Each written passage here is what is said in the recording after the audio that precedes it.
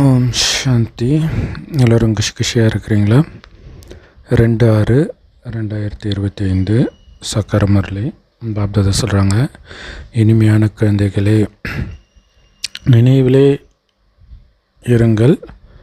அப்படி இருந்தீங்க அப்படின்னா தூரத்தில் இருந்தாலும் பாபாவுக்கு பக்கத்தில் இருப்பீங்க, பாபா நினைவில் இருந்தால். ஸோ அப்படி அனுபவம் ஆகும். நினைவுனால தான் பாபா கூடவே இருக்கிறது உங்களுக்கு அனுபவமாகும். ஸோ இதை பாபா கடைசியில் உலகம் அழியும்போது நான் எங்கே இருப்பேன் அப்படின்னு கவலைப்படாதீங்க. நீங்கள் எங்கே இருந்தாலும் பாபா நினைவில் இருந்தால் பாபா உங்கள் கூடவே தான் இருப்பார், உங்களுக்கு ஒன்றும் ஆகாது அப்படின்னு சொல்கிறார். ஸோ அதுக்கு இப்போத்துலேருந்தே நீங்கள் பாபா நினைவில் இருக்கும்போது மட்டும்தான் அப்பையும் உங்களுக்கு அது ஈஸியாக வரும். ஸோ கூடவே பாபாவை நினைக்க பாவங்களும் அழிஞ்சிக்கிட்டே இருக்குது.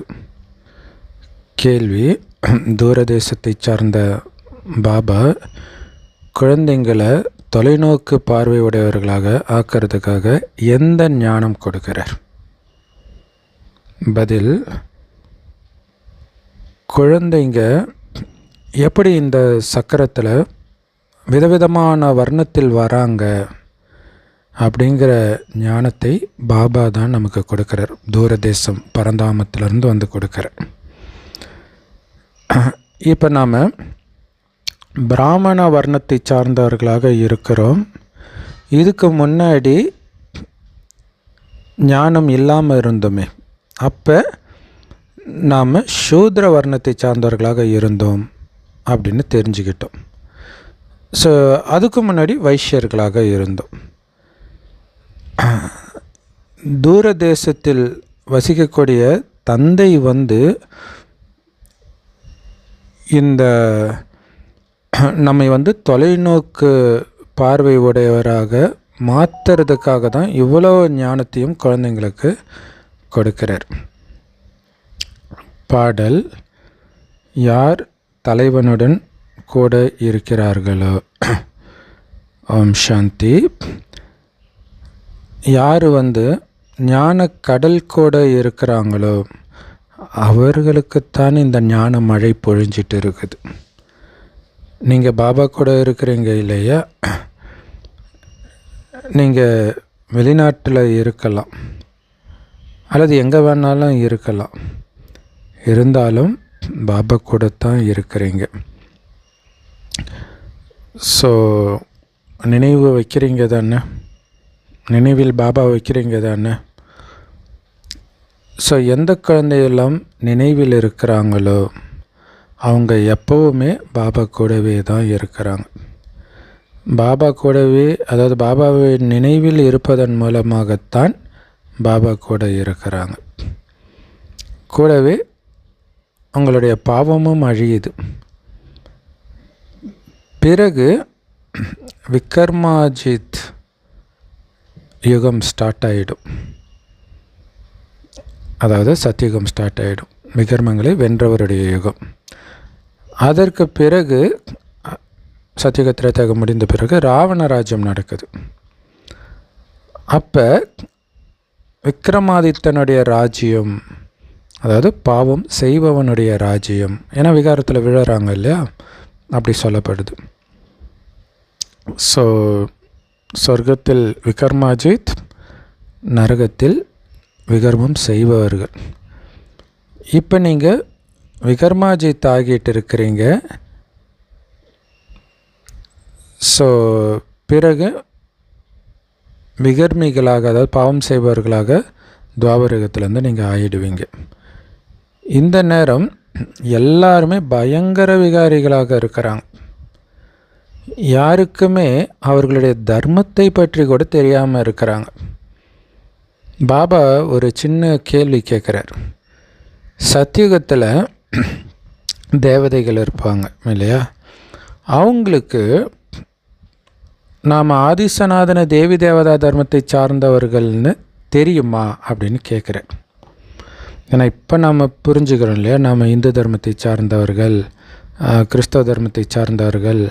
அந்த மாதிரி சொர்க்கத்தில் வாழக்கூடிய தேவதைகளுக்கு தாங்கள் தேவதா தர்மத்தை சார்ந்தவர்கள்னு புரிஞ்சுக்குவாங்களா சிந்தனை செய்ய வேண்டிய விஷயம் இல்லையா?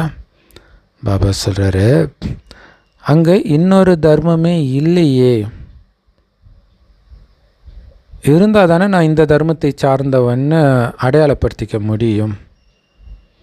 அவங்க தேவதை தர்மத்தை சார்ந்தவர்கள் தான், ஆனால் அவங்களுக்கு தெரியாது தேவதா தர்மத்தை சார்ந்தவர்கள்ன்ட்டு.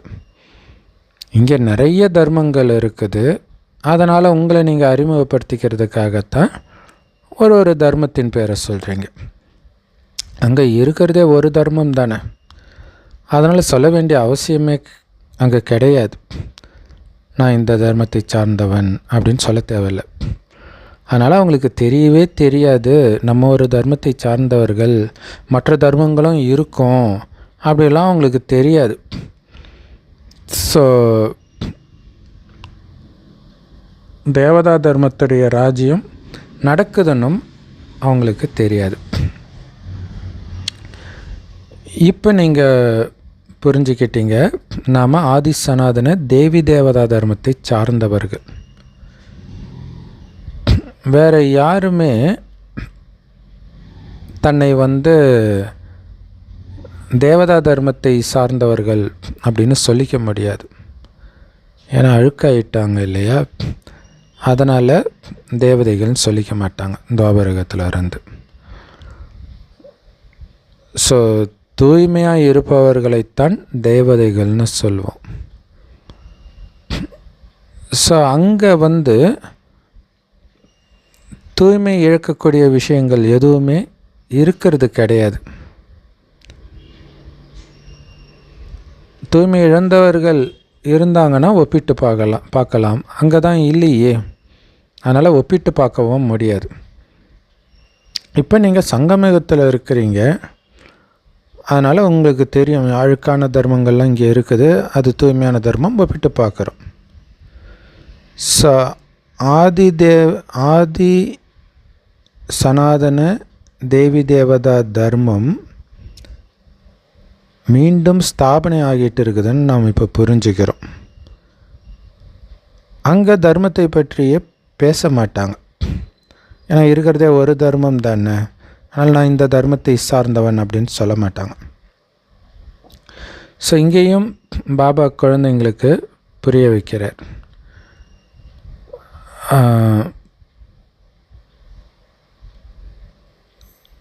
இங்கே யாரெல்லாம் சொல்கிறாங்களோ மகா பிரளயம் நடக்கும், அதாவது எதுவுமே மீதி இருக்காது அப்படின்னு சொல்கிறாங்க இல்லையா, இது தப்பு அப்படின்னு பாபா சொல்கிறார். அப்போ சரி, எது சாஸ்திரத்திலேயோ பிரளயம் எல்லாம் அழிஞ்சு போயிட்டதாக காட்டுறாங்க. ஆனால் பாபா சொல்கிறாரு, பாரதத்தை தவிர எல்லாமே தண்ணீர் மயமாக ஆகிடும்ன்றது உண்மைதான், ஆனால் பாரதமாகாது.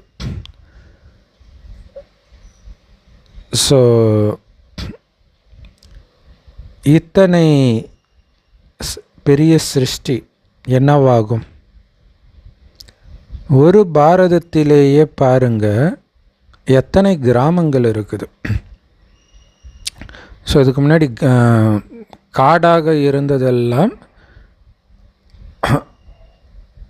அவங்க காட்டழித்து நாடாக்குறாங்க, அவர்களுடைய வளர்ச்சி அடையுது.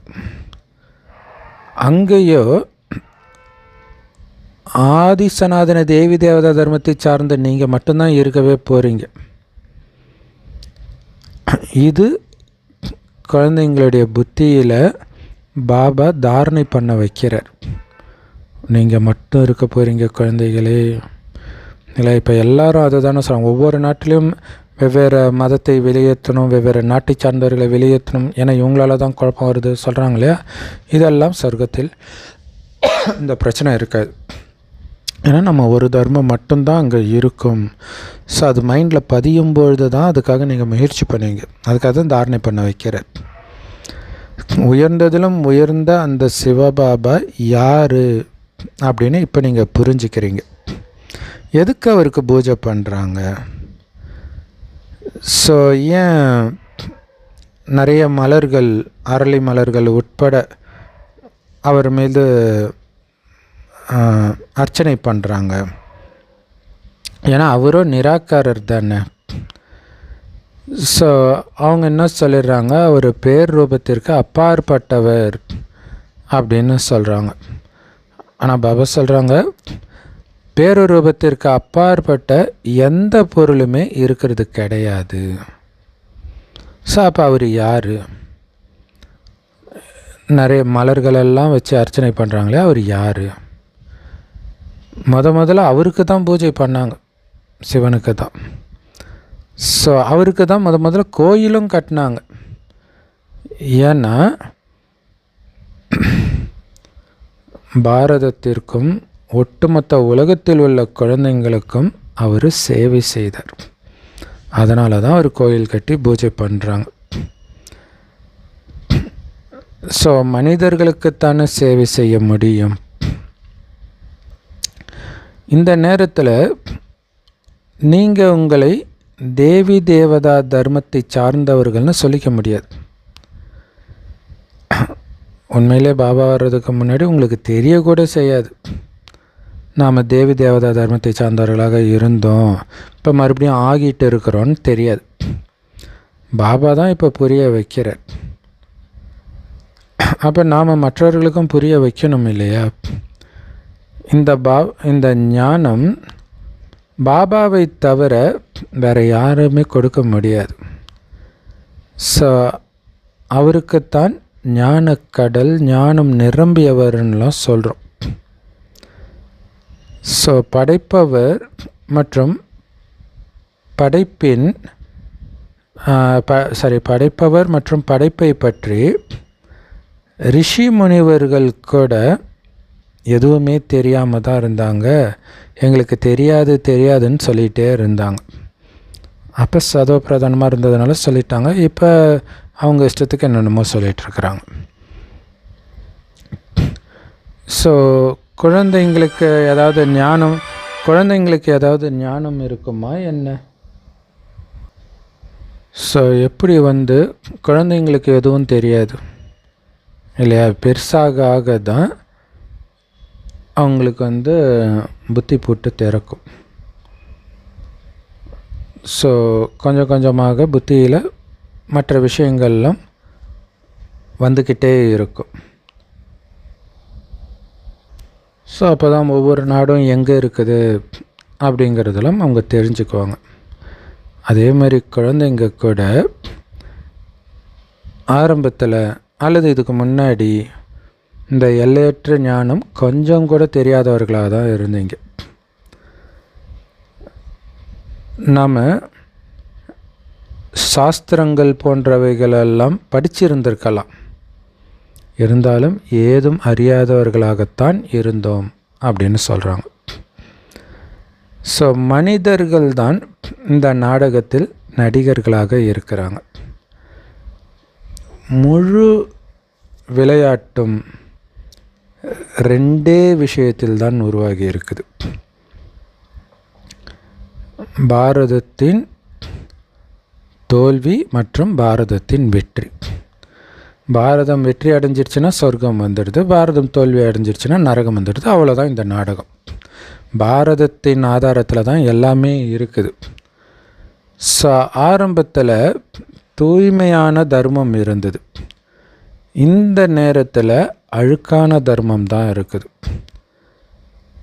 எல்லாம் அழுக்காக இருக்கிற காரணத்தினால தன்னை தேவதைகள் அப்படின்னு சொல்லிக்க முடியாது.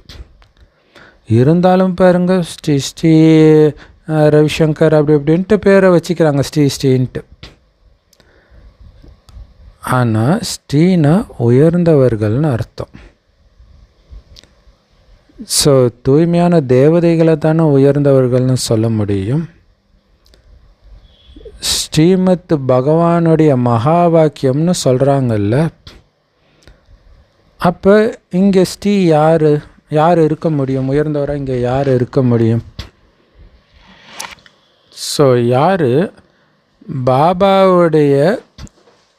பாபாவுக்கு முன்னாடி இந்த ஞானத்தை கேட்டு ஸ்ரீயாக ஆகிறாங்களா, அல்லது தன்னையே ஸ்ரீன்னு சொல்லிக்கிறாங்களே அவங்க ஸ்ரீ ஆக முடியுமா? இல்லையா? உயர்ந்தவருடைய ஞானத்தை கேட்குறவங்க தான் ஸ்ரீ ஆக முடியும். தன்னையே சும்மா ஸ்ரீ நான் தான் கடவுள் அப்படின்னு சொல்லிட்டு அவங்க கடவுள் ஆகிடுவாங்களா, அல்லது உயர்ந்தவர் ஆகிடுவாங்களா? ஸோ பாபாவுடைய காரியத்துக்காக நிறைய மகிமைகள் வந்திருக்குது இல்லையா, அதையும் அவங்க தன் மேலே வச்சுக்கிறாங்க. மகிமையாக என்னென்ன பேர் வந்துச்சோ அதெல்லாம் சாது சன்னியாசிகள் தன்னுடைய பேராக வச்சுக்கிறாங்க. இது எல்லாமே சாதாரண விஷயங்கள். இருந்தாலும் பாபா சொல்கிறாரு, குழந்தைகளே, ஒரு பாபாவை மட்டும் நினைவு செய்து கொண்டே இருங்கள். இது வசீகரிக்கக்கூடிய மந்திரம். என்னது? பாபா நினைவிலே மூழ்கிறது தான். அதில் தான் எல்லோரையும் வசீகரிக்கக்கூடியவர்களாக நம்ம மாறவும் செய்கிறோம். அது அவ்யக்த முறையிலெல்லாம் நிறைய சொல்லியிருப்பார். நீங்கள் இப்போ ராவணன் மீது வெற்றி அடைந்து உலகத்தையே வென்றவராக ஆகிறீங்க. ஸோ அடிக்கடி உங்களை ஆத்மான்னு புரிஞ்சிக்கிட்டே இருங்க, ஞாபகப்படுத்திக்கிட்டே இருங்க. நான் ஆத்மா பார்க்குறேன், நான் ஆத்மா சாப்பிட்றேன், இதை மைண்டில் எடுத்துகிட்டு வந்துக்கிட்டே இருங்க. இந்த சரீரமும் இந்த பஞ்ச தத்துவத்தினால இங்கே உருவாகி இருக்குது. ஸோ உடலை உருவாக்குது, உடலை விடுது, பிறகு மறுபடியும் உருவாக்குது இல்லையா? ஒரு உடலை விட்டு இன்னொரு உடலை எடுத்துக்கிட்டு தான் இருக்குது. இப்போ ஆத்மாவோ அழிவற்றது. அந்த அழிவற்ற ஆத்மாவுக்குத்தான் அழிவற்ற தந்தை இப்போ சொல்லி கொடுத்துட்டு இருக்கிறார் இந்த சங்கமேகத்தில். ஸோ எவ்வளவு தான் உங்களுக்கு தடைகள் வந்துக்கிட்டே இருக்கட்டும், மாயாவுடைய புயல்கள் வந்துக்கிட்டே இருக்கட்டும், ஆனால் நீங்கள் பாபா நினைவிலே இருங்க, அதெல்லாம் போயிடும். தடையை நீக்கிற மந்திரம் பாபா நினைவு, மாயை வெல்ற மந்திரம் பாபா நினைவு. ஸோ இந்த பாபா நினைவு ஆகமமாவது நீருன்ட்டு விபூதியோடைய மகிமையாக அங்கே பாடி வச்சுட்டாங்க. எல்லாத்துக்கும் இங்கே பாபாவுடைய நினைவு தான். என்ன ஆனாலும் நினைவு கட்டாகாமல் மட்டும் பார்த்துக்கோங்க. நினைவை விட இங்கே இருக்கிற எதுவும் முக்கியமானது இல்லை. அதில் நம்ம நினைவை ஈடுபடுத்துறதுக்கு நாம் தான் சதோ பிரதானமாக இருந்தோம், பிறகு நாமளே தான் தமோ பிரதானமாக ஆகியிருக்கிறோம் அப்படின்னு நம்ம புரிஞ்சிருக்கிறோம். உங்களையும் வரிசைக்கிரமமாகத்தான் இதை புரிஞ்சிருக்கிறீங்க. குழந்தைங்களுடைய புத்தியில் நாம் தான் முதல்ல பக்தி செஞ்சோம் அப்படின்னு இப்போ தெரிஞ்சிருக்குது. ஸோ யார் முதல்ல பக்தி பண்ணியிருந்திருப்பாங்களோ அவங்க தான் முதல்ல சிவனுக்கு கோயிலும் கட்டியிருப்பாங்க இல்லையா? ஏன்னா அவங்க தானே மிகப்பெரிய பணக்காரர்களாகவும் இருந்தாங்க. ஸோ பெரிய பெரிய ராஜாக்களை பார்த்து மற்ற ராஜாக்களும், ஏன் பிரஜைகள் கூட அந்த மாதிரி கோயில் கட்டியிருப்பாங்க. இது எல்லாமே விஸ்தாரமாக சொல்கிற விஷயங்கள். ஆனால் ஒரு வினாடியில் ஜீவன் முக்தின்னு சொல்லப்படுது இல்லை? ஸோ அது எல்லாமே பாபா நினைவை பொறுத்து தான் இருக்குது. பிறகு எத்தனை வருடம் ஆகுது இதை புரிஞ்சிக்கிறதுல? ஞானம் ஈஸி தான், ஆனால் அதை கிரகிக்கிறதுக்கு அது ஃபுல்லாக தாரணை ஆகிறதுக்கு எவ்வளவு நேரம் ஆகுது இல்லையா? புரிஞ்சிக்கிறது ஈஸி, பட் அது தாரணை ஆகிறதுக்கு தான் டைம் ஆகுது. எந்த அளவுக்கு குறிப்பாக நினைவு, அதில் தான் அந்த பாவத்தை அழிக்கிறதுல தான் டைம் ஆகுது. ஸோ எந்த அளவிற்கு நீங்கள் இந்த நினைவு யாத்திரையிலே இருக்கிறீங்களோ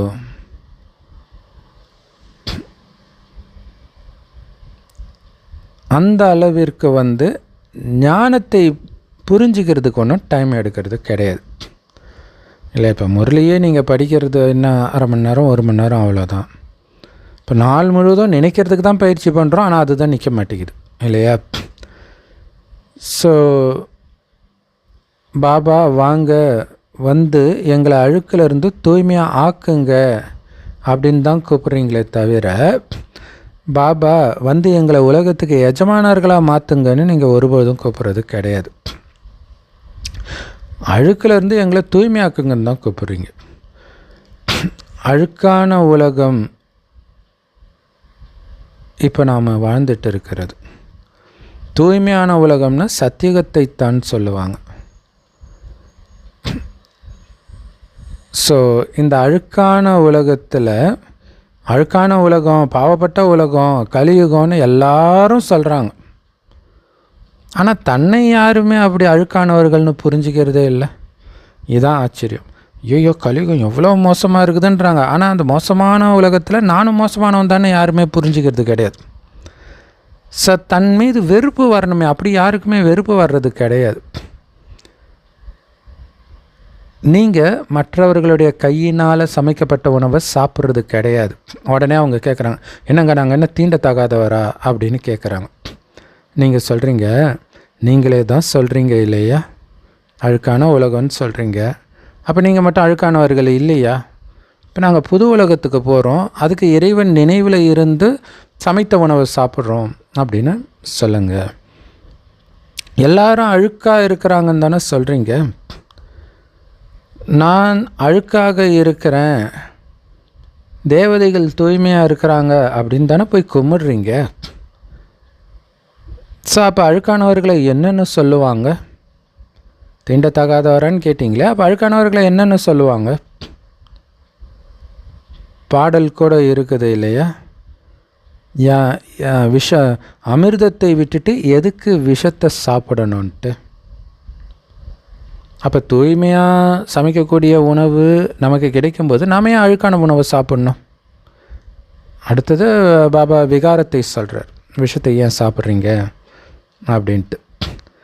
ஏன்னா விஷம் அழுக்கானது தானே, கெட்ட பொருள் தானே.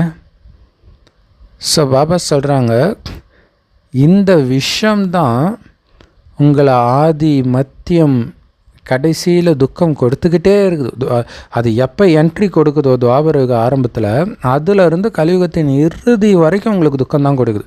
அதனால தான் அதை விட சொல்கிறேன் காமத்தை. ஆனால் இதை யாருமே காமத்தை விஷம்னே நினைக்கிறதே கிடையாது. துக்கம் கொடுத்தாலும் அது விஷம்னே நினைக்கிறது இல்லை. எப்படி போதைக்கு அடிமையானவனால் போதை இல்லாமல் இருக்க முடியாதோ, சாராயத்துக்கு அடிமையானவனால் சாராயம் இல்லாமல் இருக்க முடியாதோ, அந்த மாதிரி இருக்கிறாங்க. காமம் இல்லாமல் இருக்க முடியாமல் எல்லோரும் இருக்கிறாங்க. ஸோ எல்லாத்தையும் விட மிக விஷம், இதை போதைன்றதை விட விஷம்னு சொல்லணும் காமத்தை, கரெக்டாக சொல்லணுன்னா. ஸோ சண்டைக்கான சமயம் வரும் பொழுது மிலிட்ரியில் இருக்கிறவங்களுக்கு சாராயத்தை ஊற்றி கொடுத்து போதை ஏற்றி சண்டை போடன்னு அனுப்புவாங்களாம். ஸோ அது ஒரு இல்லையா, மிலிட்ரினாலே விஸ்கி ரம்மு சாப்பிட்றது இருக்குது இல்லையா. ஸோ அது கொடுக்கறதுக்கு காரணமே அவங்க புத்தி வேலை செய்யக்கூடாது, அப்போ தான் கொலை பண்ணுவாங்க, இல்லைன்னா மனிதாபிமானம் வந்துடும்ல. ஸோ அப்படி வரக்கூடாதுன்னு தான் கொடுக்குறாங்க. ஸோ இது ஒரு காரணம். அங்கே போனால் இந்த மாதிரி யுத்தத்தில் கற்பழிப்பு இந்த மாதிரி விஷயங்கள்லாம் நடக்கிறதுக்கு. தண்ணி அடிக்கும்போது போதை புத்தி இல்லை இல்லையா, ஸோ அப்போ அதுவும் பண்ணிடுறாங்க. ஸோ பாபா சொல்கிறாரு பாருங்க, அந்த தண்ணி அடித்து மிலிட்ரியில் இருக்கிறவனுக்கு ஒருத்தனுக்கு கொலை பண்ணுறது கூட தப்புன்னு தெரியல, குண்டு கட்டிக்கிட்டு போய் விழுந்துருவாங்களாம் அந்த இடத்துல இல்லையா. இப்போ நாடுகளுக்கு இடையில் யுத்தம் நடக்கும்போது இதெல்லாம் பண்ணுவாங்க. போய் அங்கே போனால் அவன் பாட்டுக்கு போயிடுவான். ஸோ தீவிரவாதிகளும் அப்படி தான் பண்ணுவாங்க. ஆனால் அதையெல்லாம் விட மிகப்பெரிய போதை காமம்னா அதனால தான் திரும்புகிற பக்கம்லாம் வெட்டு குத்து இதெல்லாம் நடக்குது கள்ளத்தொடர்புனால. ஸோ அப்போ புத்தியை எந்த அளவுக்கு கெடுக்குது அப்படிங்கிறத புரிஞ்சுக்கணும். ஸோ அந்த மாதிரி மிலிட்ரியில் இருக்கிறவங்களுக்கு மரண பயமே இருக்காது அப்படின்னு பாபா சொல்கிறார். அந்த தண்ணி அடிக்கும்போது மிலிட்ரியிலன்னு இல்லை, எங்கே இருந்தாலுமே தண்ணி அடித்தான்னா அவனுக்கு எந்த பயமும் இருக்காது அப்படின்னு சொல்லுவாங்க. அதனால தான் அந்த அடியாளுங்களாம் தண்ணி அடிச்சுட்டு போய் தான் சண்டையே போடுவாங்க. இல்லாட்டினா அவனுக்கு ஒரு பயம் வந்துடும். அந்த நேரம் இதை பண்ணணுன்னா அதை தான் பண்ணுவாங்க அவங்க. நாம் இதுக்கு முன்னாடி படித்தோம், ஏவுகணையினால் யுத்தம் நடந்தது அப்படின்ட்டு. ஆனால் இப்போ நடைமுறையில் அதை பார்த்துட்டு இருக்கிறோம். இதுக்கு முன்னாடி சும்மா படிக்க தான் செஞ்சோம். இல்லை இங்கேருந்து அம்பு விடுவாங்க, அங்கேருந்து அம்பு விடுவாங்க. இப்போ தான் தெரியுது அந்த அம்புலாம் ஏவுகணை அப்படின்ட்டு. அது யாரோ ஒருத்தர் வயிற்றுலேருந்து ஒரு உலக்க வர மாதிரி வரும். அந்த உலக்க தான் ஏவுகணை அப்படின்னு பாபா சொல்கிறார். ஏன்னா அந்த உலக்கையின் மூலமாக தான் யாதவர் இனமே அழியும். சாபமே அப்படி தான் கொடுத்துருப்பாங்க. இப்போ நாம் அதையெல்லாம் நேரில் பார்க்குறோம். பாண்டவர்கள் யார், கௌரவர்கள் யார் அப்படின்னு நாம் இப்போ புரிஞ்சுக்கிறோம். சொர்க்கவாசி ஆகிறதுக்காக பாண்டவர்களாகிய நீங்கள் உயிரோடு இருந்துக்கிட்டே தேக உணர்வில் இருந்து உருகி விடுவதற்கான முயற்சி செய்கிறீங்க. எப்படி சூப்பராக சொல்கிறாரு பாருங்கள். ஏன்னா மகாபாரதத்தில் பாண்டவர்கள் மலை மேலே போய் உருகிட்டாங்க, அப்படியே மறைஞ்சிட்டாங்கன்னு வரும். அதேமாதிரி பைபிள்லுமே மோசஸ் அந்த மாதிரி மலையில் போய் காணாமல் போயிட்டார் அப்படின்வாங்க. ஸோ இங்கே மலைனா நம்ம ஏறிக்கிட்டு இருக்கிறோம். ஏற ஏற ஏற ஏற ஏற காணாமல் போயிடுறோம். அதாவது ஆத்ம உணர்வுடையவராக ஆகிடுறோம். நீங்கள் இப்போ இந்த உடம்புன்ற பழைய செருப்பை விடுறதுக்கான முயற்சி செய்கிறீங்க. ஸோ பழைய செருப்பை விட்டுட்டு புது செருப்பை எடுக்கணும் அப்படின்னு சொல்லுவாங்க இல்லையா? ஸோ புது செருப்புன்றது சொர்க்கத்தில் கிடைக்கிற உடல் தான். இங்கே கிடைக்கிற உடல் எல்லாமே பழைய செருப்பு தான். பாபா குழந்தைங்களுக்குத்தான் இதை புரிய வைக்கிறார். பாபா சொல்கிறாங்க, நான் கல்பமாக வருகிறேன். என்னுடைய பேர் சிவன். சிவஜெயந்தியும் கொண்டாடுறீங்க. பக்தி மார்க்கத்திற்காக எத்தனை கோயில்கள்லாம் கட்டுறாங்க. பேர் நிறைய வச்சுட்டாங்க, இந்த கோயில் அந்த கோயில்ன்ட்டு. தேவிகளுக்கும் பாருங்கள் எத்தனை பேர் வச்சிட்டு இருக்கிறாங்க. இந்த நேரம் உங்களுடைய பூஜை நடந்துக்கிட்டு இருக்குது. இதுவும் குழந்தைங்க தான் புரிஞ்சுக்கிறீங்க. அங்கே நடக்கிற கூட்டமெல்லாம் உங்களுக்கு போயிட்டு இருக்கிற பக்தர்களுடைய கூட்டம் அப்படின்ட்டு. ஸோ இதுக்கு முன்னாடி நாம் யாருக்கு பூஜை செஞ்சுட்டு வந்தோமோ அவரே இப்போ நமக்கு பாடம் சொல்லி கொடுத்துட்டு இருக்கிறாரு. சிவபாபாவே பாடம் சொல்லி கொடுத்துட்ருக்காருன்னு நம்ம புரிஞ்சுக்கிறோம். எந்த லக்ஷ்மி நாராயணனுக்கு நாம் பூஜாரியாக இருந்தோமோ இப்போ நாமே அதுவாக ஆகிட்டு இருக்கிறோம், லக்ஷ்மி நாராயணனாக மாறிட்டு இருக்கிறோம். இந்த ஞானம் நம்ம புத்தியில் இருக்குது. இதை நினைவு செஞ்சுக்கிட்டே இருங்க, மற்றவர்களுக்கும் சொல்லிக்கிட்டே இருங்க. நிறைய பேருக்கு இது தாரணையே ஆக மாட்டேங்குது. அப்போ பாபா சொல்கிறாரு, நிறைய தாரணை செய்ய முடியலன்னா ஒன்றும் கவலை இல்லை. நினைவு செய்கிறது தாரணை ஆயிடுச்சு இல்லை? எப்படி நினைவு செய்கிறதுன்னு தாரணை ஆயிடுச்சு இல்லை? இப்போ பாபாவை மட்டும் நினைவு செஞ்சுக்கிட்டே இருங்க. ஸோ யாருக்கெல்லாம் முரளி மைண்டுக்குள்ளே ஓட மாட்டேங்குதோ, ஏன்னா முரளி படிக்கிறது அது ஓடிக்கிட்டு இருக்கணும், சிந்தனை பண்ணணும். அப்படி இல்லை அப்படின்னா அது எல்லாருக்கும் வராது தான். வயதானவர்களுக்கு நிறைய பேருக்கு வராது. ஸோ அப்போ குறிப்பாக ஆரம்பத்தில் யாருக்குமே வராது முரளி, ஒரு பெரிய விஷயமாக மைண்டுக்குள்ளே வராது. ஸோ அப்போ நீங்கள் நினைவு பண்ணுங்கன்றார். ஆனால் நினைவு வர்றது அதை விட கஷ்டம். ஸோ அப்போ என்ன பண்ணணும், முரளி பாயிண்ட்டை நீங்கள் திரும்ப திரும்ப சொல்லி பார்த்துக்கிட்டே இருக்கணும். அதாவது அதை சொல்லி பார்க்குற பயிற்சி வர்றவங்களுக்கு. வராதவங்களுக்கு பாபா சொல்கிறாங்க, இங்கே உட்காந்து நீங்கள் நினைவு பண்ணிக்கிட்டே இருங்க. இங்கே எந்த பந்தனமும் கிடையாது, எந்த பிரச்சனையும் கிடையாது மதுபனில். ஆனால் வீட்டில் குழந்தை குட்டிகளை பார்க்குறீங்க, அந்த அவங்க உருவாக்கி வச்ச வாய்மண்டலம் ஊன்னு கத்திக்கிட்டு இருப்பாங்களே பெரும்பான்மையான வீட்டில் குழந்தைங்க. அதை பார்த்த உடனே பாபா கொடுத்த போதையெல்லாம் எங்கே தான் போச்சுன்னே தெரியாது. ஒரு செகண்டில் கோபம் வந்துடும். இங்கே சித்திரங்கள் வைக்கப்பட்டிருக்கு. ஸோ இந்த சித்திரங்களை வச்சு யாருக்கு வேணாலும் உங்களால் ஈஸியாக புரிய வைக்க முடியும். அந்த மனிதர்கள் கீதை போன்றவைகளெல்லாம் முழுசாக மனப்பாடம் பண்ணி சொல்லிகிட்டு இருக்கிறாங்க. ஸோ வடநாட்டில் ரொம்பவே ஃபேமஸ். பெண்களே அதை பண்ணுவாங்க, சின்ன சின்ன பெண் குழந்தைங்க. அதேமாரி சீக்கிய தர்மத்தை சார்ந்தவர்கள் கூட கிரந்தத்தை மனப்பாடம் பண்ணிக்கிறாங்க. நீங்கள் எதை மனப்பாடம் பண்ணணும்? பாபாவை மனப்பாடம் பண்ணணும் இல்லையா? அவங்க கஷ்டப்பட்டு அதெல்லாம் பண்ணுவாங்க. நீங்கள் பாபா அந்த புள்ளியை மனப்பாடம் பண்ணால் போதும். அது மட்டும் மைண்டில் வந்துக்கிட்டே இருக்கணும். அந்த புள்ளியில் தான் எல்லாமே இருக்குது. அப்போ எவ்வளோ புத்திசாலி, எவ்வளோ ஈஸி நமக்குன்னு யோசிச்சு பாருங்கள் இல்லையா? பைபிள் குரான் ஒரு தடவை படிக்கிறதே கஷ்டம். அது எத்தனை தடவை படிப்பாங்க? ஒரு சில பெருமை சொல்லுங்க, நான் 7 தடவை படிச்சிருக்கிறேன், 5 தடவை படிச்சிருக்கிறேன், 2 தடவை படிச்சிருக்கிறேன் அப்படிலாம். நீ 1000 தடவை படித்தாலும் அது வேஸ்ட்டு தான். ஆனால் இங்கே ஒரு பாபாவை நீ ஒரு செகண்ட் புள்ளியாக நினச்சாலே அங்கே கோடி மடங்கு உனக்கு லாபம். அப்போ எவ்வளோ பெரிய பாக்கியசாலி நாமன்னு யோசிச்சு பாருங்கள். ஸோ இங்கே நீங்கள் பாபான்னு சொல்கிறீங்க, இது முற்றிலும் புதிய விஷயமாக இருக்குது. இந்த ஒரு சமயத்தில் மட்டும்தான் நாம் நம்மளை ஆத்மான்னு புரிஞ்சு ஒரு பாபாவை நினைவு செய்ய போகிறோம். வேறு எப்போவுமே உங்களுக்கு இந்த ஒர்க்கு கூட கிடையாது. ஸோ இதுதான் இப்போ இந்துக்கள் ஏன் கொடுத்து வச்சவங்கன்னா இதுதான். இப்போவும் ரொம்ப ஈஸி. இப்போ நீங்கள் பக்தி மார்க்கத்தில் பண்ணுறதை கம்பேர் பண்ணும்போது நீங்கள் பண்ணுறது ஒன்றுமே கிடையாது. ஆனால் இதுக்கப்புறம் நீங்கள் இதுவும் பண்ண தேவையில்லை. அப்போ எவ்வளோ பெரிய அதிர்ஷ்டசாலி நம்மன்னு யோசித்து பாருங்களாம். மெய்சில் இருக்கும் இல்லை? மற்ற மதத்தில் எவ்வளோ சண்டே ஆனால் சர்ச்சுக்கு போகணும், 5 வேளை தொழுகை பண்ணணும். இங்கே எதுவும் கிடையாது. நீ கோயிலுக்கு போகலை, யாரும் எதுவும் கேட்க போகிறதில்ல. ஜாலியாக தண்ணி தெளித்து விட்டார். அதனாலே நம்ம ரொம்ப கெட்டு போனோம், அது வேறு விஷயம். ஆனால் கெட்டு போன நம்ம இப்போ மீண்டும் காப்பாற்றி உலக ராஜ்யத்தையே கொடுக்குறார். இது எவ்வளோ பெரிய விஷயம். ஸோ அதனால தான் இது விலை மதிப்பற்ற நேரம் இந்த சங்கமயுகம் இல்லை? இப்போ மட்டும் நீங்கள் அலர்ட்டாக இருந்தால் போதும். அதுக்கப்புறம் 5000 வருஷத்துக்கு பாபா தண்ணி தெளித்து விட்டார். ஜாலியாக குழந்தைங்கள விட்டுறார். ஸோ இப்போ மட்டும்தான் ஆத்மான்னு புரிஞ்சு நீங்கள் பாபாவை நினைக்க பண்ண போகிறீங்க.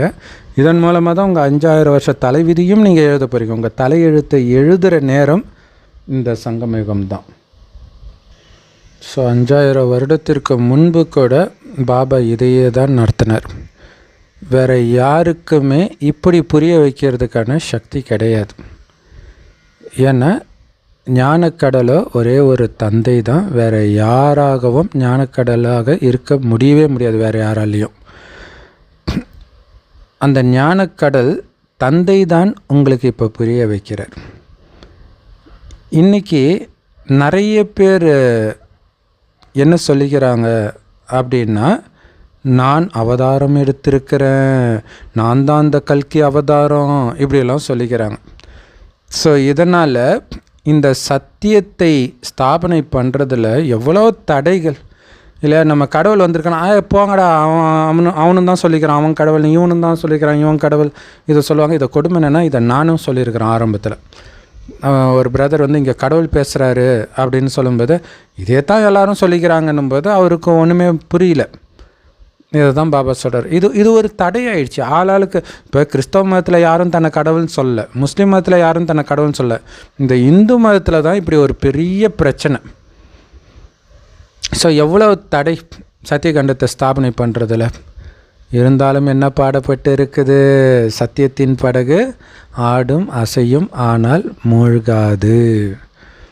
இப்போ குழந்தைகளாகிய நீங்கள் பாபா கிட்ட இருக்கிறீங்க. உங்களுடைய இதயத்தில் எவ்வளோ குஷி இருக்கணும் கடவுள்கிட்ட வந்திருக்கிறீங்கன்னா. இதுக்கு முன்னாடியெல்லாம் யாத்திரை போயிட்டு இருப்பீங்க, புண்ணிய யாத்திரைன்ட்டு இமயமலை அங்கே இங்கேன்ட்டு போயிட்டு இருப்பீங்க. ஆனால் அதன் மூலமாக என்ன வந்துச்சு? உங்களுக்கு இதயத்தில் சந்தோஷமாக வந்தது. இப்போ வீடு அதில் வேணால் என்ன வந்திருக்கலாம் அப்படின்னா, கும்பலாக போகிற சந்தோஷம் இருக்கும். அது சும்மா டூரிஸ்ட்டு, ஃப்ரெண்ட்ஸ், ஃபேமிலி போகிறது. மற்றபடி தனியாக போனால் எந்த சந்தோஷமும் அங்கே வராது. அடுத்த வேளை சாப்பாட்டுக்கு என்ன பண்ணுவோம் தான் நினச்சிருப்போம். ஆனால் இங்கே நமக்கு எவ்வளோ குஷி வந்திருக்குது. கடவுள்கிட்ட நான் வந்திருக்கிறேன்.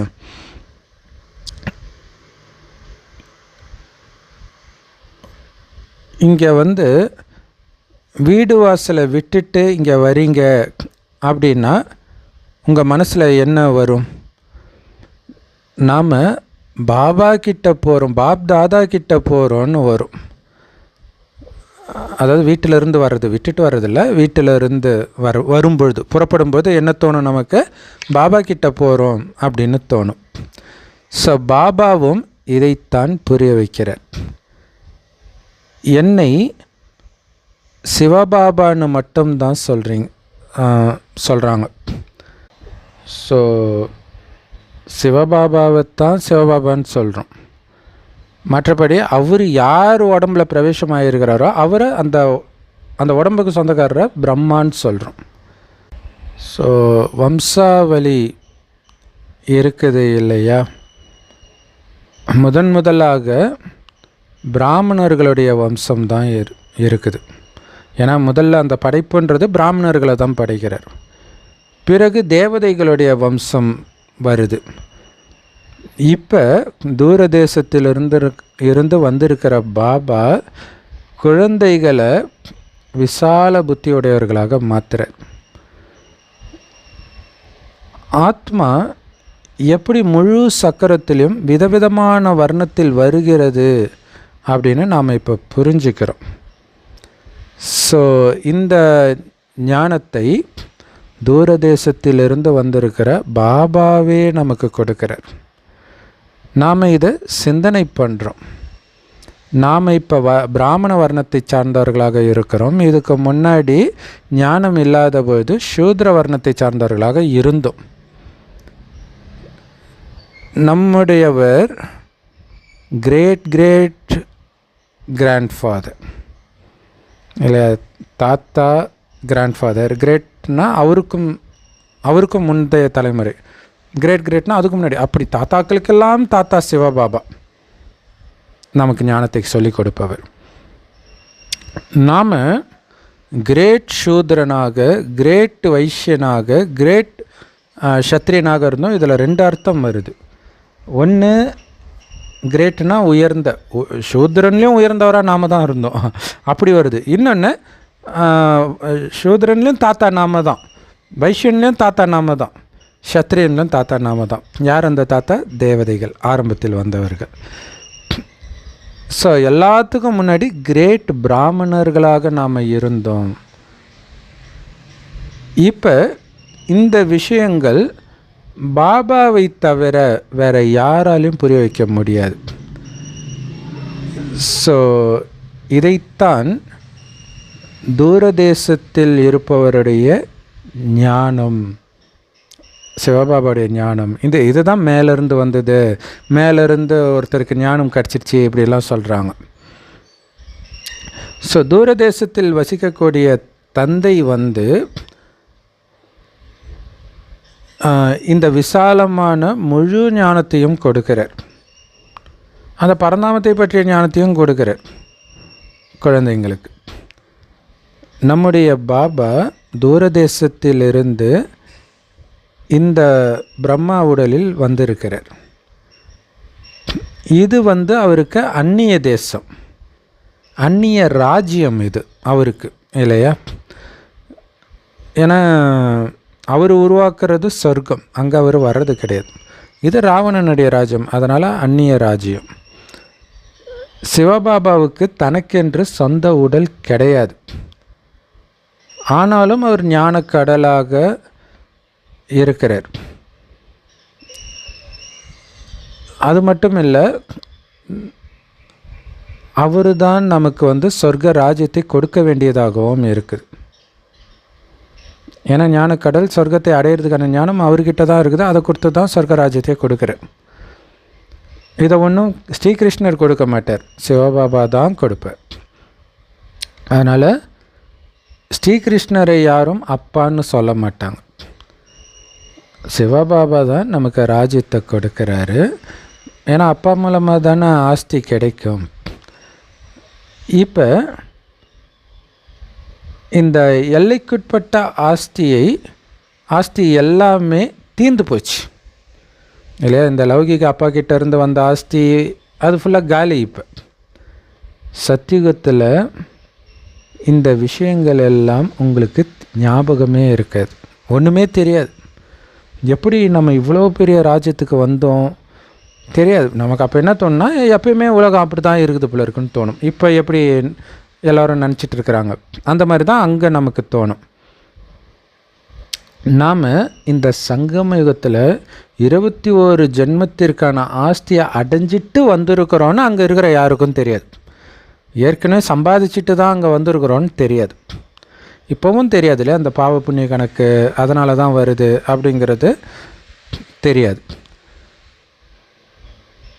ஸோ இந்த விஷயங்களை எல்லாம் இப்போ தான் நாம் தெரிஞ்சுக்கிறோம்.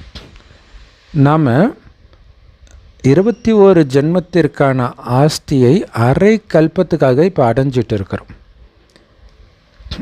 21 பிறவிகள், அதாவது முழு ஆயுள், 21 பிறவிக்கு முழு ஆயுளுக்கும் நம்ம ஆஸ்தி அடைகிறோம். ஏன்னா அங்கே திடீர் மரணம்லாம் கிடையாது, அதனால் முழு ஆயுள்.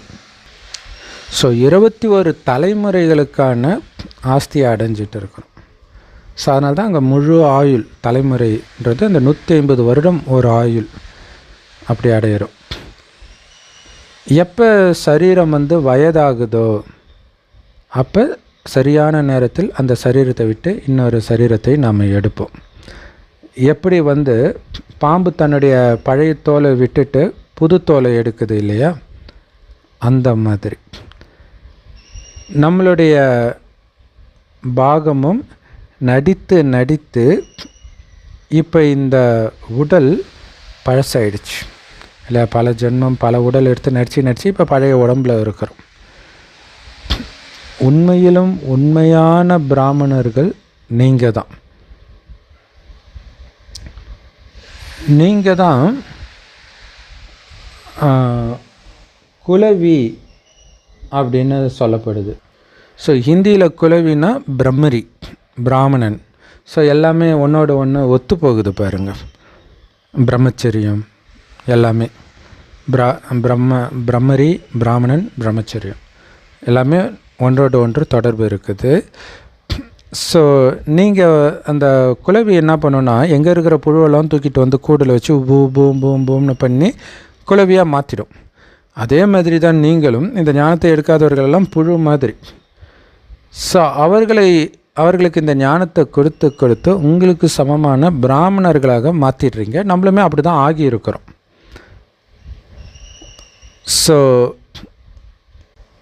ஸோ நமக்கு பாபா கொடுக்குற கட்டளை என்ன அப்படின்னா, இந்த பூச்சியெல்லாம் எடுத்துகிட்டு உட்காந்து பூம் பூம்னு இந்த ஞானத்தை கொடுத்துக்கிட்டே இருங்க.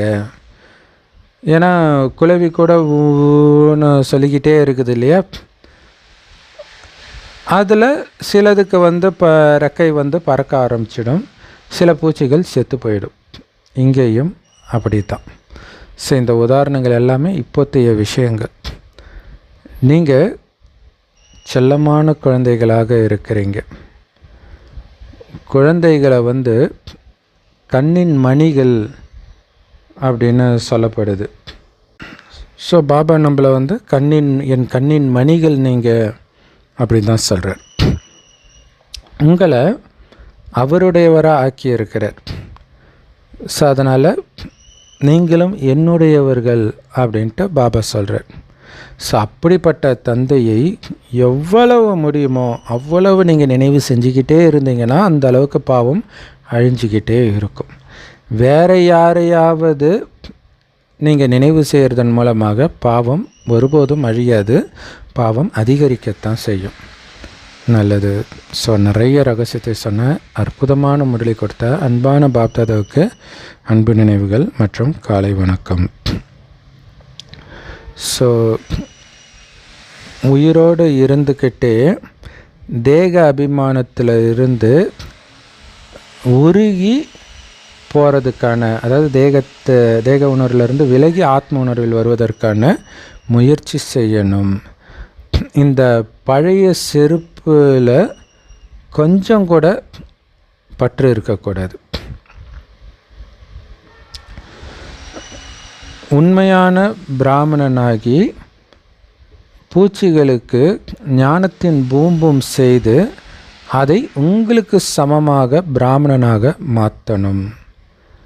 வரதானம்: அமிர்த வேலையின் மகத்துவத்தை தெரிஞ்சுக்கிட்டு திறந்திருக்கும் அந்த பண்டாரத்திலிருந்து உங்களுடைய பையை நிரப்பிக்கொள்ளக்கூடிய அதிர்ஷ்டசாலி ஆகுங்கள். அதுக்கு விளக்கம்: அமிர்த வேலையில் வரத்தை வழங்கக்கூடிய வள்ளல், பாக்கியத்தை வழங்கக்கூடிய வள்ளல் பாபா கிட்ட இருந்து எந்த அளவுக்கு நீங்கள் அதிர்ஷ்டத்தின் ரேகையை வரைய விரும்புகிறீங்களோ அந்த அளவு வரைஞ்சிக்கோங்க. ஏன்னா அந்த நேரத்தில் பாபா கள்ளங்கபடமற்ற ரூபத்தில் இருப்பார். ரொம்ப இனிமையானவராக இருப்பார் அந்த நேரத்தில். ஸோ அதனால் நீங்கள் அப்போ எஜமானனாகுங்கள் இல்லையா? அனைத்து பொக்கிஷங்களையும் எஜமானர், அதாவது நிரப்பிக்கோங்க அனைத்தையும். அதிகாரியாகுங்கள், அதிகாரத்தை எடுங்கள். ஏன்னா அந்த நேரத்தில் கஜானாவை பாபா பூட்டு போட்டு வைக்கிறது இல்லை. பூட்டும் கிடையாது, சாவியும் கிடையாது அந்த நேரத்தில். ஸோ அந்த நேரம் எழுந்திருக்கிறதுக்கு, சோம்பலாக இருக்கிறதுக்கு மாயா நிறைய சாக்கு போக்கு சொல்லும் இல்லையா? அதை மட்டும் தூக்கி எரிஞ்சிட்டு ஒரே ஒரு எண்ணம் மட்டும் வைங்க. அது என்னென்னா, நான் யாராக இருந்தாலும் எப்படியா இருந்தாலும் அப்படியே பாபாவுடையராகிட்டேன். மனம் புத்தியை பாபா கிட்ட அப்படியே அர்ப்பணிச்சிட்டு பாபாவுடைய இதய சிம்மாசனதாரி ஆகுங்கள். பிறகு பாபாவுடைய அனைத்து கஜானாக்களும் உங்களுடைய கஜானாவாக அனுபவமாகும் இல்லையா? எல்லாத்துக்கும் நான் தான் சொன்னேன், எப்படி வேணாலும் இருக்கட்டேன். நான் இப்போ பாபாவுடைய வந்துட்டு போய் பாபா இதய சிம்மாசனத்தில் உட்காந்துருங்க இல்லையா? ஒருத்தர் நல்ல மூட்டில் இருக்கும்போது அவன் காலில் ஊந்துடு மன்னிச்சிடுவான்ற மாதிரி சொல்கிறார் அந்த அமிர்த வேலை நேரத்தில். நீங்கள் எப்படிப்பட்டவராக இருந்தாலும் சரி, நான் பாபாவுடைய வேண்டான்னு போய் உட்காருங்க. எவ்வளோ அள்ள முடியுமோ அள்ள முடியும். ஒரு மிகப்பெரிய ரகசியத்தை சொல்கிறார். அமிர்த வேலை எப்படிப்பட்ட நேரம்? பாபா முழுக்க இனிமையான ஒரு ரூபத்தில் இருக்கிற நேரம்ன்றது. ஒரு விதத்தில் சங்கம் யுகம் ஃபுல்லாக அமிர்த வேலைனாலும் அந்த அமிர்த வேலையிலும் அந்த அமிர்த வேலை காலைல 2 to 5 அமிர்த வேலை ரொம்ப மகத்துவமானது. எவ்வளோ எடுக்க முடியுமோ உங்களால் எடுக்க முடியும் அப்படின்னு பாபா சொல்கிறார். ஸோ இதெல்லாம் சீக்ரெட்டு, ஷார்ட்கட்டு, ஈஸியாக வருமானத்தை சம்பாதிக்கிறது. அதற்கான வழி சொல்கிறார். அமிர்த வேலை ஏந்திரிச்சு பாபா இதே சிம்மாசனத்தில் உட்காந்துக்குங்க, பொக்கிஷத்தை அள்ளுங்க. பாபா கள்ளங்கபடமற்றவராக இருப்பார். நீ என்ன தப்பு பண்ண எதை பற்றியுமே நினைவில்லாமல் உட்காந்துட்ருப்பார். நீ பாட்டுக்கு எடுத்துக்கோ குழந்தைன்னு கொடுத்துக்கிட்டு இருக்கிற நேரம், அந்த நேரம் போய் எடுத்துகிட்டு வாங்கன்றார். ஒரு விதத்தில் கொள்ளையடிக்கிற மாதிரி, திருட அந்த நேரம் தூங்குவான், போய் சரி வீட்டுக்காரங்களும் தூங்குவாங்க, போய் திருடிட்டு வான்ற மாதிரி பாபாவே ஐடியா கொடுக்குறார். அந்த நேரம் நான் ரொம்ப நல்லவனாக இருப்பேன், ரொம்ப இனிமையானவனாக இருப்பேன், எவ்வளோ வேணுமோ எடுத்துக்கோ அப்படின்னு பாபா சொல்கிறார். ஸ்லோகன்: சேவையில் ஒருவேளை சுயநலம் ஏதாவது கலந்து இருந்துச்சு அப்படின்னா அந்த வெற்றியும் கலப்படமுள்ளதாகத்தான் இருக்கும். தூய்மையான வெற்றி கிடைக்காது, ஈஸியாகவும் கிடைக்காது, கஷ்டமாக தான் அடைய வேண்டியதாக இருக்கும். அதனால் சுயநலமற்றவ சேவாதாரி ஆகுங்கள். சுயநலம் இல்லாட்டினாலே சேவை ஈஸியாக வெற்றி அடையும். அவ்யக்த இஷாரா: ஆன்மீக ஸ்திதியில் நிலைத்திருப்பதற்கான முயற்சி செய்யுங்கள், அந்தர்முகி ஆகுங்கள். ஸோ பிராமண வாழ்க்கையில் பொறுத்த வரைக்கும் ஒருத்தர் கூட ஆத்மா அபிமானி ஆகிறதுக்கான முயற்சி பண்ணலை அப்படின்னு சொல்லவே முடியாது. எல்லாருமே ஆத்மா அபிமானி ஆகிறதுக்கான முயற்சி பண்ணிக்கிட்டே இருப்பாங்க. ஆனால் எவ்வளோ தீவிரமாக பண்ணுறாங்க அதில் தான் வரிசைக்கிரமம் வந்துடும். மற்றபடி எல்லாருமே பண்ணுவாங்க. 1 மணி நேரத்துக்கு 1 தடவை பண்ணுறவங்க இருப்பாங்க, 1 மணி நேரத்துக்கு 1000 தடவை பண்ணுறவங்க இருக்கிறாங்க. ரெண்டுத்துக்கும் வித்தியாசம் இருக்குதுல்ல. ஆனால் எல்லாரும் முயற்சி பண்ணுறாங்க, அது தெரிஞ்ச விஷயந்தான். ஆனால் நிரந்தரமாக ஆத்மாபிமானி ஆகணும், அதுதான் இங்கே முக்கியம். அப்படி நீங்கள் நிரந்தர ஆத்மாபிமானியாக ஆனால்தான் கர்மேந்திரியங்கள் நீங்கள் சொல்கிறத அப்படியே கேட்கும். கர்மேந்திரியத்தின் மீது முழு வெற்றி அடைய முடியும். ஒவ்வொரு கர்மேந்திரியமும் சத்தோப்பிரதானமாக ஆகும். அப்போ தான் அதே மாதிரி இந்த தேகத்துடைய பழைய சமஸ்காரம் சம்பந்தம் இதில் இருந்தாலும் முழுசாக நீங்கள் இறப்பீங்க, இறந்து மறுபிறவி எடுப்பீங்க. எப்போ? ஃபுல் ஆத்ம அபிமானியாக ஆனாதான். அதனால தான் பாபா சார் உள்நோக்கு முகமுடையவர் ஆகுங்க, வெளியில் இருக்கிற விஷயத்தை கவலைப்படாதீங்க, நான் ஆத்மான்னு மைண்டில் ஓடிக்கிட்டே இருக்கணும். அது எந்த அளவுக்கு முக்கியம்னா பக்தி மார்க்கத்தில் ஓமுக்கு எவ்வளோ மகத்துவம் கொடுத்துருக்குறாங்க. ஓம் ஓம் ஓம்னு எந்த கோயிலில் போனாலும் அதான் ஓடிக்கிட்டு இருக்குது. மூல மந்திரம் இல்லையா? ஆத்ம அபிமானி. இந்த ஆத்ம உணர்வில் இருக்கிறதுனால தான் அனைத்தையும் அடையிறோம் நாம். ஸோ இந்த முயற்சியில் தான் நீங்கள் நம்பர் 1 அடையிறீங்க. உங்கள் நம்பரை நீங்கள் உருவாக்குறீங்க. ஓம் சாந்தி. செம powerful Murali. Love you Bap Dada. Thank you Bap Dada. குஷியாக இருங்க, குளிர்ச்சியாக இருங்க.